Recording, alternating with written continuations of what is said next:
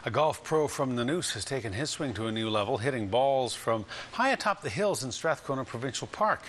He was on a quest to reach the top of Vancouver Island's highest peak as a fundraiser for ALS. As CTV's Steve Coulterman shows us now, he ended up in the rough more than once, but says no matter where you're swinging from, there is no such thing as a bad day golfing.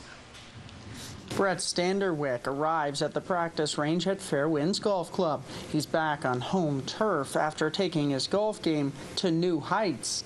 Over the weekend, Standerwick turned Strathcona Park into his own private golf course, aiming for his imaginary flag atop the Golden Hind, Vancouver Island's highest peak. I participated in the golf-a-thon for ALS through the BCPGA the last few years, and this year wanted to change it up and do something a little more dramatic, and so I attempted to summit the Golden Hind. It was a golf game with new rules. Standerwick used just his 8-iron. Hiking through trees, he was forced to bounce the ball on his club while walking. When in the clear, he would hit full shots off a small mat he carried with him. For $100, you could purchase one of these golf balls. I'd put the donor name on one side, the memory name on the other, and then take them to the top and hit them off the top. The balls he used were biodegradable, made out of compressed wood. I took 4 dozen with me, and I came back with about 20, so I was at 28, 29 golf balls.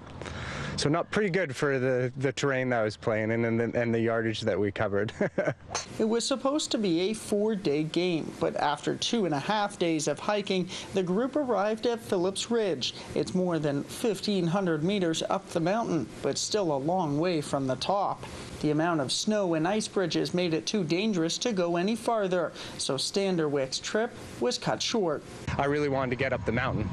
Something outside of this too. I've wanted to climb that mountain again, being the highest peak on Vancouver Island. I like being in the mountains, so spent some time there, and a challenge that I wanted to take on. So yeah, disappointing, but again, I think a real success in the trip. Standerwick's adventure has raised more than $2,000, and donations continue to roll in. Exploring new heights might become an annual adventure for Standerwick, who would one day like to finish what he started and reach the top of the Golden Hind. Steve Coulterman, CTV News, Nanoose.